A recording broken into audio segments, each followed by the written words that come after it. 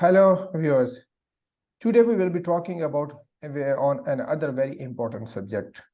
I'm not saying that it is important because I'm just hosting this interview, but actually it is important. If we look at the contemporary problems, what problems we are facing? We are facing the problem of development, the people who need the assistance to come out of the poverty. We are facing the problem of environment degradation.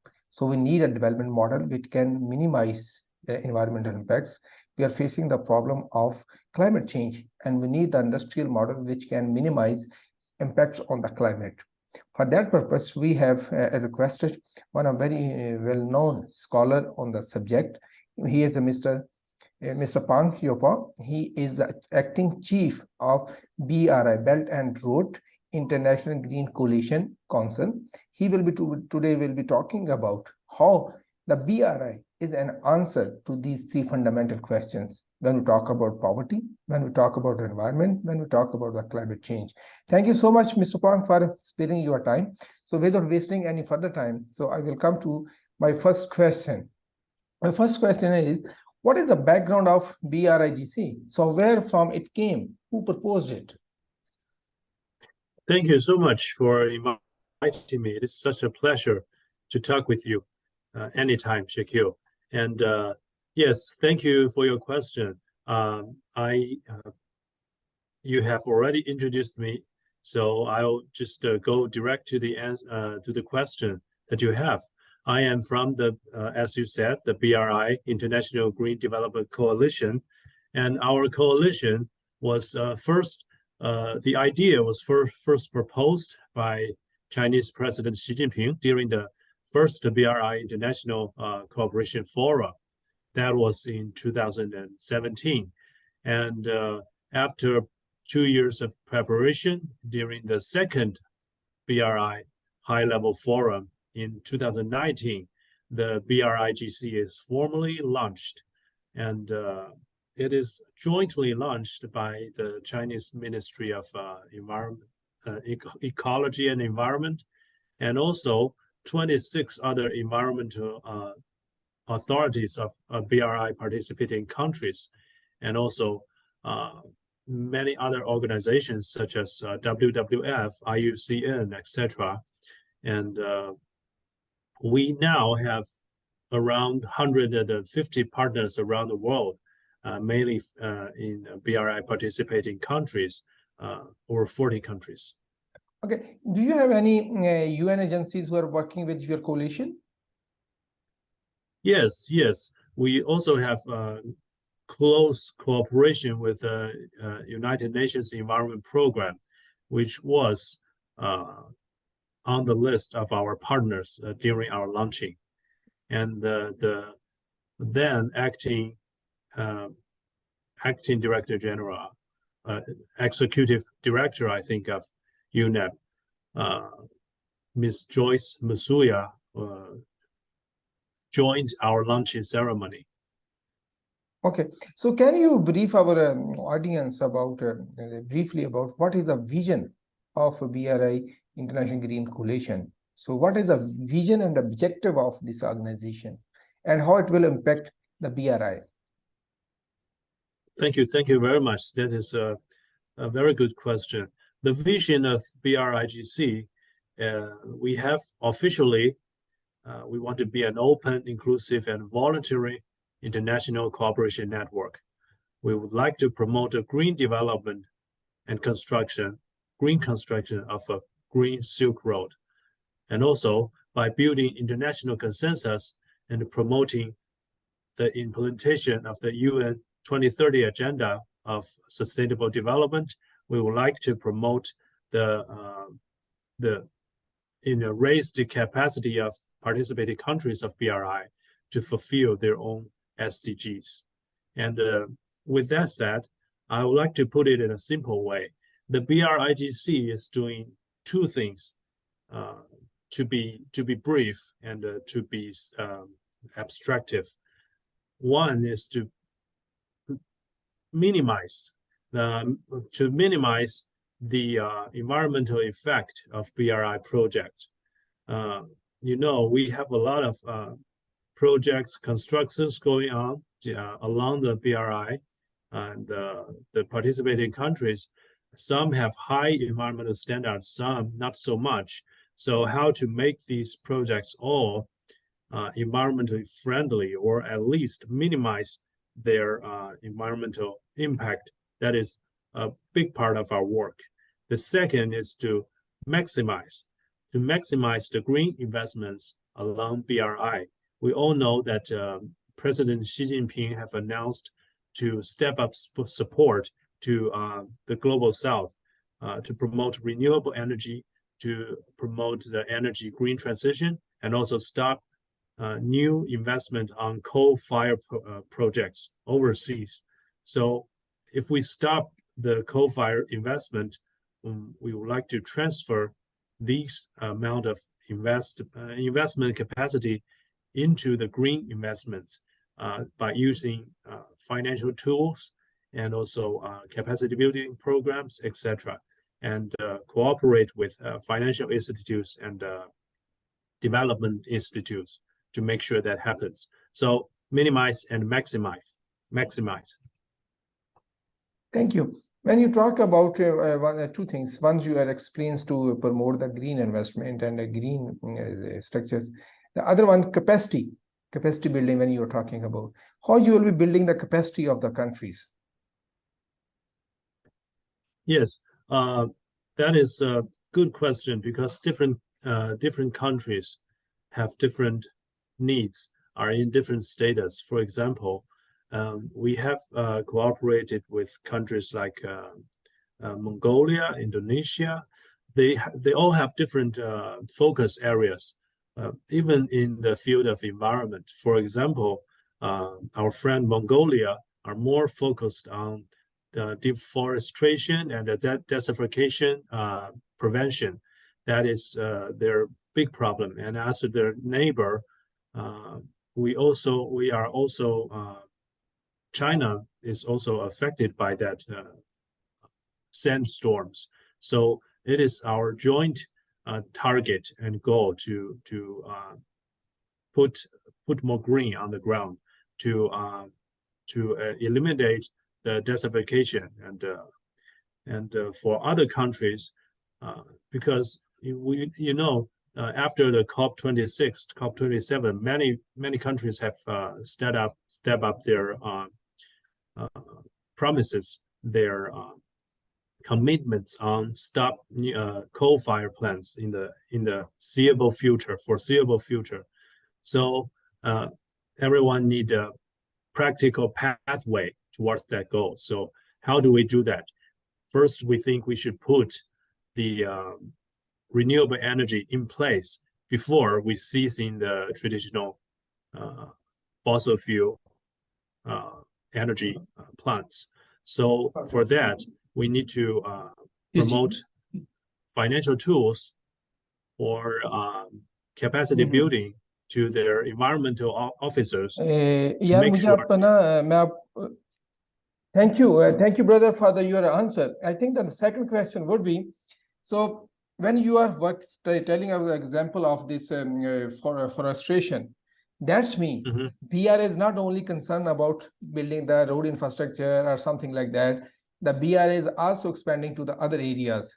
So that is a very good news. I think the people who are listening this interview, they must acknowledge this. So next question would be, so how Pakistan can benefit from such initiatives from the BRI and these things, especially on the green investment? Yes. Thank you, my brother. I think Pakistan is our, Pakistan and China are iron brothers, and we have cooperated with Pakistan on many renewable energy projects. You might have heard some of them. I think it is easier to cooperate with our Pakistan counterparts because they are more cooperative and we have more trust on each other, so that we are able to make strategic planning for the China-Pakistan economic corridor in the first place. And with that planning on place, it is easier to promote and push forward projects, for example, water dams and the renewable energy programs, projects one by one, so that they can be in the, each program can have their own strategic position for a bigger plan.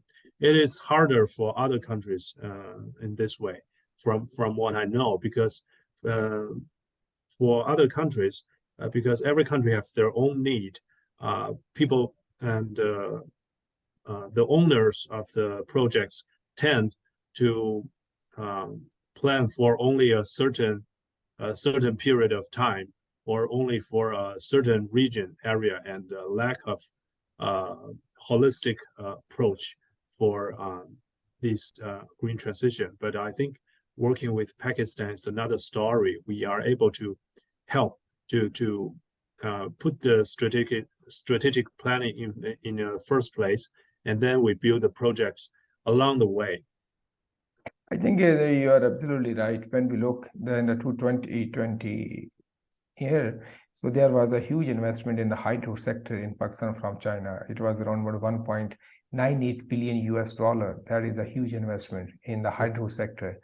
And then if you look apart from these investments, we can also look at the investment in the solar panels, in the wind energy, in other hydro projects, run of the river projects. So China is already doing a wonderful. China, Pakistan are collaborating with each other, and I think this is a success story. So now I want to ask you one very important question. So how your institution work means institutional arrangement, one thing. Second, how your institution cooperate with other organizations like UN organization, or how you are building this connection with the sustainable development goals. So is there any mechanism or the programs you are proposing or you are working? Yes, thank you for your question.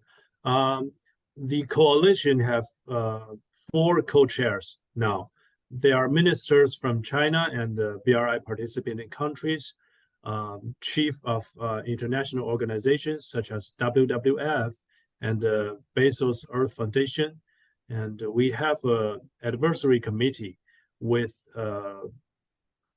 over 20 world-renowned environmentalists or